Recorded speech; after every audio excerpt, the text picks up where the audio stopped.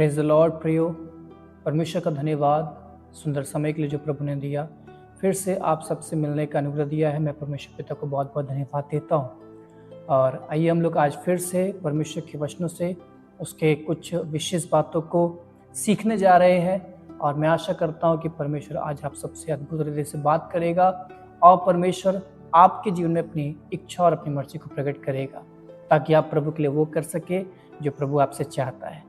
आइए हम लोग एक वचन को पढ़ेंगे और जहाँ से हम लोग अपने संदेश की बुनियाद डालेंगे, जो हमें मिलेगा भजन संगीता उसका 110 अध्याय उसका पहला पद मैं इसमें पढ़ रहा हूँ। मेरे प्रभु से यहोवा की वाणी यह है, तू मेरे दाहिने बैठ, जब तक कि मैं तेरे शत्रुओं को तेरे चरणों की चौकी ना कर दूं। मेरे अजीजों, देखिएगा कि बाइबल में हम कई बार दाहिनी तरफ का जिक्र को पढ़ते हैं, परमेश्वर के दाहिने हाथ का जिक्र पढ़ते हैं, परमेश्वर की दाहिनी ओर का जिक्र पढ़ते हैं।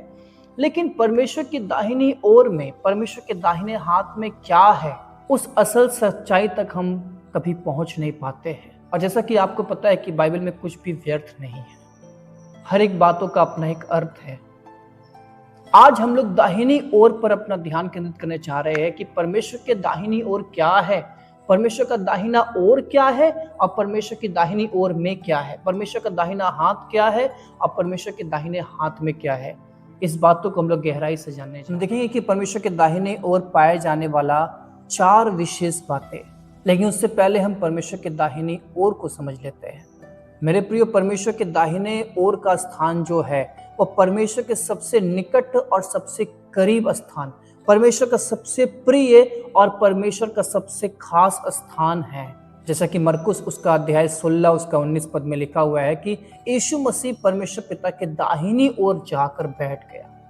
यानी यीशु मसीह पिता परमेश्वर के सबसे करीब जाकर बैठ गया, सबसे विशेष स्थान में जाकर बैठ गया, सबसे खास स्थान में जाकर बैठ गया। एक ऐसे विशेष स्थान में जहां पर यीशु मसीह और परमेश्वर के बीच अब कोई भी पर्दा नहीं है। हालेलुया, परमेश्वर के दाहिनी ओर। तो क्या मैं और आप भी परमेश्वर के दाहिनी ओर जा सकते हैं? क्या मुझे और आपको भी परमेश्वर के दाहिनी ओर बैठने या दाहिनी ओर का स्थान मिल सकता है? तो जवाब है हाँ। पर कैसे? जय पाकर। जैसा कि प्रकाशित वाक्य 3 अध्याय का 12 पद में एक वचन लिखा हुआ है, जो हम लोग पढ़ते हैं लेकिन कभी भी हमें उस प्रकार से ये वचन समझ में नहीं आता है। जो जय पाए उसे मैं अपने परमेश्वर के मंदिर में एक खंभा बनाऊंगा और वह फिर कभी बाहर ना निकलेगा। यहाँ पर कलीसिया के रिवॉर्ड में, इनाम में एक इनाम है जो जय पाने पर मिलता है, वो है परमेश्वर के मंदिर का खंभा। इसका मतलब क्या हम परमेश्वर के मंदिर में एक पिलर के समान होंगे? बस नहीं, ये परमेश्वर की उपस्थिति का प्रमाण है, ये परमेश्वर के निकटतम का प्रमाण है, ये परमेश्वर के सबसे करीब रहने का इनाम है कि हम परमेश्वर के सबसे करीब होंगे। क्योंकि परमेश्वर के दास साधु सुंदर सिंह को जब प्रभु ने स्वर्ग का दर्शन दिया, उन्होंने देखा कि स्वर्ग में अलग अलग स्थान है, अलग अलग श्रेणियां हैं। परमेश्वर के रहने वाला स्थान, वो श्रेणी अलग है। प्रभु यीशु मसीह इस कलीसिया को कह रहे, यदि ये कलीसिया जय पाती है तो इसे परमेश्वर के मंदिर का खंभा यानी परमेश्वर के साथ रहने का अवसर मिलेगा। हालेलुया, कितनी महान बात है। तो किन बातों पर जय पाना है?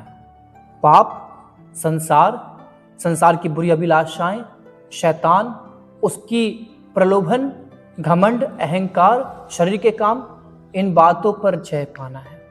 पर हम कैसे इस पर जय पा सकते हैं?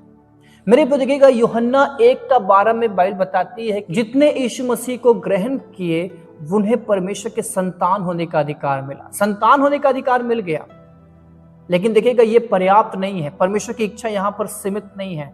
रोमियो 8:14 में बाइबल बताता है कि जो आत्मा के चलाए चलते हैं वे ही परमेश्वर के पुत्र हैं।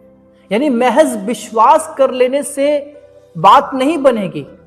अब हमको आगे बढ़ना है, अब हमको आत्मा के अनुसार भी चलना है। क्यों आत्मा के अनुसार चलना है? क्योंकि मेरे प्रियो, आत्मा के सामर्थ्य के बगैर मैं और आप इन बातों पे जय नहीं पा सकते। स्वर्ग का आनंद और नरक का घृणा पवित्र आत्मा ही उत्पन्न करता है। संसार के प्रति अनिच्छा और यीशु के प्रति जुनून पवित्र आत्मा ही उत्पन्न करता है। हालेलुया। तो जब आप आत्मा के अनुसार चलना शुरू करते हैं अपना जीवन, तो आप परमेश्वर के करीब, परमेश्वर की दाहिनी ओर आने लगते हैं। इसका प्रमाण क्या होगा? ये कि आप परमेश्वर की उपस्थिति में बढ़ने लगेंगे, आप परमेश्वर की संगति फेलोशिप में बढ़ने लगेंगे। विशेष करके चर्च वाली फेलोशिप मात्र नहीं, लेकिन व्यक्तिगत फेलोशिप, व्यक्तिगत संगति परमेश्वर के साथ आपका वो बढ़ने लगेगा। परमेश्वर के साथ आपका संबंध और गहरा और डीप होने लगेगा जब आप आत्मा के अनुसार चलेंगे, क्योंकि तभी आप शरीर पे जो परमेश्वर का विरोध करता है आप जय पा सकेंगे। मेरे प्रिय, दाहिनी ओर का अर्थ होता है गहराई। देखिएगा, लूका उसका 5 अध्याय का 4 पद में हम देखते हैं कि यीशु मसीह चेलों को जाल डालने के लिए कहता है, और यूहन्ना 21 अध्याय का 6 पद में भी यीशु मसीह चेलों को जाल डालने के लिए कहता है।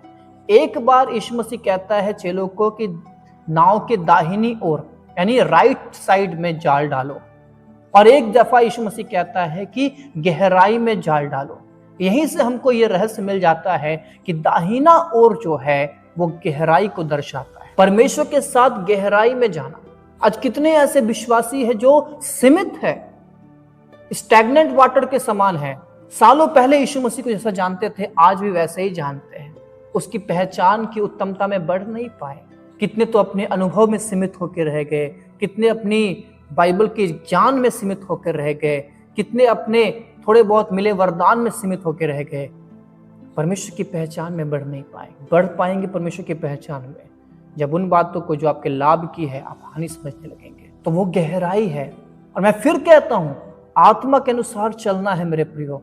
याद रखिएगा, बाइबल 1 कुरिन्थियों 2 अध्याय में एक बात कहती है कि जिस प्रकार से किसी मनुष्य को कोई नहीं जानता, सिर्फ उसका आत्मा जानता है, उसी प्रकार से परमेश्वर को कोई नहीं जानता सिवाय उसकी आत्मा यानी पवित्र आत्मा के। 1 कुरिन्थियों 2 अध्याय का 11 पद में लिखा हुआ है कि आत्मा परमेश्वर की गूढ़ बातों को जानता है। तो यदि आप आत्मा में चलेंगे तो परमेश्वर की पहचान, परमेश्वर की गूढ़ बातें परमेश्वर आपको बताएगा। ये गहराई में चलने से होगा। यूं ही बस पुकार लेने से यीशु का नाम नहीं होगा। लिखा, जितने उसको सच्चाई से पुकारते हैं उनके लिए यहोवा भला है। यदि हम लोग गहरे संबंध के विषय में और यदि आगे बढ़ते हैं, हम लोग देखना चाहते हैं, तो हम लोग यूहन्ना का रिश्ता, जो यूहन्ना प्रेरित यूहन्ना था, उसका रिश्ता हम यीशु मसीह के साथ देखते हैं। क्योंकि बाइबल इस बात को बताती कि यूहन्ना हमेशा यीशु मसीह के सीने की ओर झुका रहता था, और बाइबल इस बात को बताती है कि यीशु मसीह उससे प्रीति रखता था। यूहन्ना यीशु मसीह के करीब रहने वाला, यीशु मसीह के हृदय के करीब रहने वाला। यूहन्ना का एक गहरा संबंध यीशु मसीह के साथ। मेरे प्रिय, संबंध में और गहरा संबंध में अंतर है। यीशु मसीह के प्रेरित भी, यीशु मसीह के चेले भी यीशु मसीह के राजा होने की उम्मीद से और आशा से उसके पीछे चलते थे। इसलिए कोई कभी कहता है मुझे दाहिनी ओर बैठाना, कोई कहता है मुझे बाईं ओर बैठाना अपने राज्य में।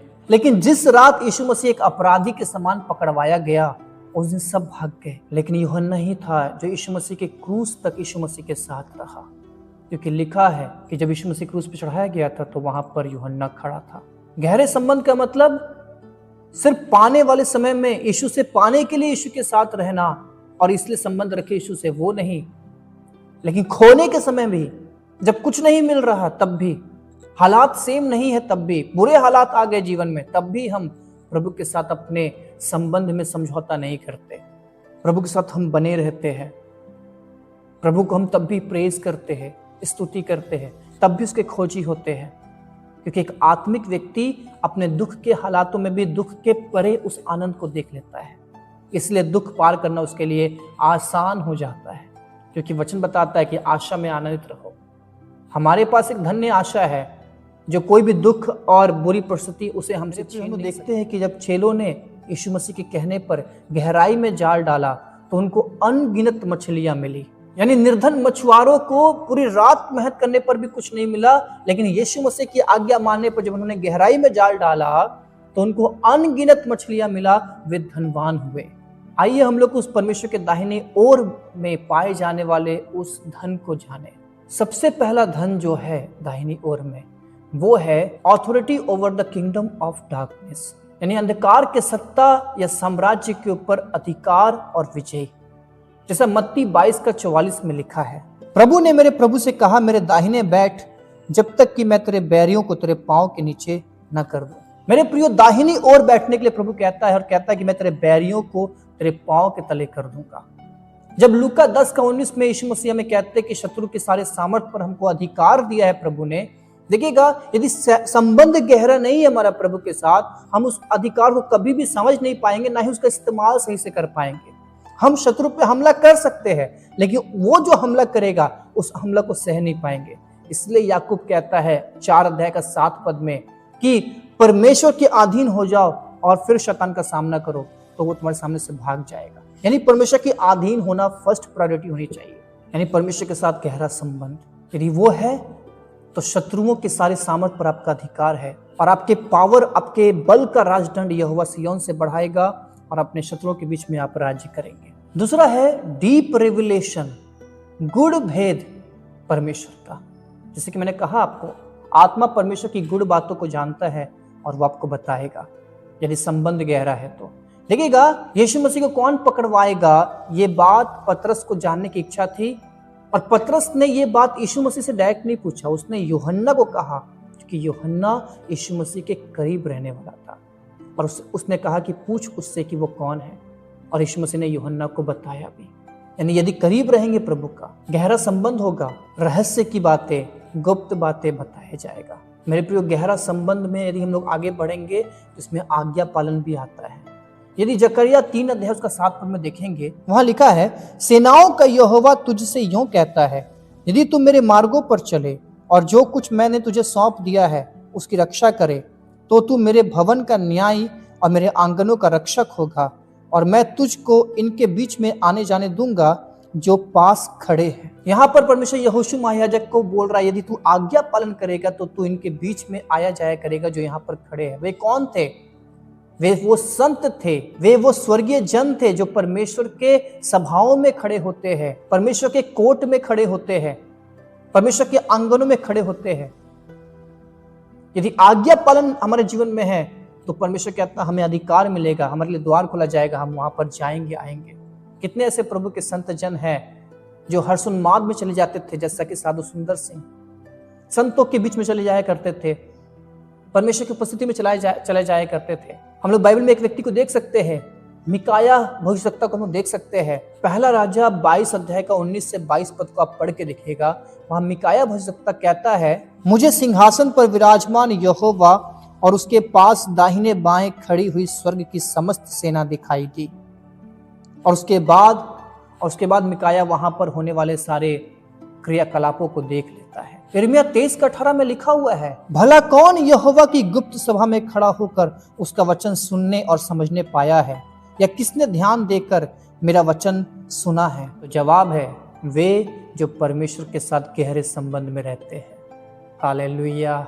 ये धन आपके लिए भी है यदि आप परमेश्वर के दाहिनी ओर आना चाहे तो। तीसरा है डिवाइन हेल्प एंड सपोर्ट, अलौकिक सहायता। यशायाह उसका 41 अध्याय का 10 पद में देखिएगा, वहां पर वचन में लिखा हुआ है कि मत डर, मैं तेरे संग हूं, इधर उधर मत ताक, मैं तेरा परमेश्वर हूं, मैं तुझे दृढ़ करूंगा और तेरी सहायता करूंगा और अपने धर्ममय दाहिने हाथ से तुझे संभाले रखूंगा। यानी परमेश्वर अपने दाहिने हाथ से हमको संभालता है, परमेश्वर हमारी सहायता करता है। दाहिने हाथ में यदि आप परमेश्वर के साथ निकटतम संबंध में है, परमेश्वर आपको दृढ़ करेगा, परमेश्वर आपकी सहायता करेगा, परमेश्वर आपके लिए मुहैया करेगा। फिर आपको ना दाईं ओर देखने की आवश्यकता है ना बाईं ओर, क्योंकि परमेश्वर आपका खेवनहारा होगा, वही आपका मददगार, वही आपका गरड़िया, वही आपका चरवाहा हो। फिर हम देखते हैं चौथा, इटर्नल लाइफ। मत्ती 25:34 में राजा अपने दाहिनी ओर वाले से कहता है कि आ और इस राज्य का अधिकारी हो जा जो जगत की उत्पत्ति से पहले से तेरे लिए तैयार किया गया है। यानी जो लोग इस दुनिया में परमेश्वर के दाहिने हाथ के नीचे रह के जीवन बिताए, उन्हें अनंत जीवन प्रभु दे रहा है, क्योंकि उनका संबंध परमेश्वर के साथ गहरा और सच्चा रहा। इतने अनमोल पदार्थ, इतने सारे आत्मिक खजाने हमारे लिए हैं जो परमेश्वर के दाहिने हाथ में है। और आखिरी है अनकाउंटेबल स्पिरिचुअल ब्लेसिंग, अनगिनत आत्मिक आशीषें। मेरे प्रिय देखिएगा, जब लूका 5 अध्याय का 4 पद में और यूहन्ना 21:6 में, जहां मैंने आपको पहले बताया, जब वहां पर चिलिट जाल डालते हैं तो इतनी मछलियां पकड़ लेते हैं जिनको गिना नहीं जा सकता। जब वो गहराई में जाल डालते हैं तो इतनी मछलियां पकड़ लेते हैं जिन्हें वो गिन नहीं सकते। तो देखिएगा, यदि गहराई का संबंध, दाहिने हाथ, दाहिनी ओर हम परमेश्वर के हैं, इतनी आत्मिक आशीषें, ब्लेसिंग हमारे जीवन में परमेश्वर देगा जिसको आप गिन नहीं सकते और आपकी आंखों ने देखा भी नहीं है, आपके कानों ने सुना भी नहीं है, आपने कभी सोचा भी नहीं है, ऐसी ऐसी चीजें हैं जो प्रभु ने आपके लिए तैयार कर रखा है।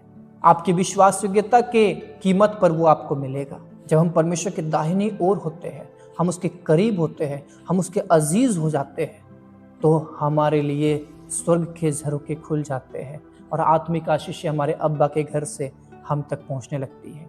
इसलिए खुदावंद ने हमें यही दुआ करना सिखाया कि ये प्रार्थना करो, हमारी रोटी तू हमें दे, ऐ पिता तू जो स्वर्ग में है। हमारी रोटी हमारा मुहैया स्वर्ग से। सो मेरे प्रिय, आज कितने लोग हैं जो आज के संदेश को सुनकर परमेश्वर की दाहिनी ओर आना चाहते हैं। You are the most welcome. ये शब्द मेरे नहीं, प्रभु के हैं, क्योंकि वो हर एक से चाहता है कि उसके लोग, उसके जन उसके दाहिनी ओर आए, यानी उसके साथ गहराई में आए। यदि आप गहराई में नहीं जा पाते प्रभु के साथ, आप प्रार्थना करें। पवित्र आत्मा है हमारी सहायता करने के लिए, वो भी हमारे लिए गिफ्ट है, डिवाइन हेल्पर। वो आपको ले जाएगा गहराई में। मैं आशा करता हूँ कि प्रभु आज के संदेश से आपसे बात किया है। यदि आपने आज की वीडियो से आशीष पाई है तो इस वीडियो को अपने तक सीमित ना रखें, इसको शेयर भी करें। फिर मिलेंगे नए संदेश के साथ। अपना ख्याल रखें, प्रभु बढ़ते रहे। सबको जय मसीह।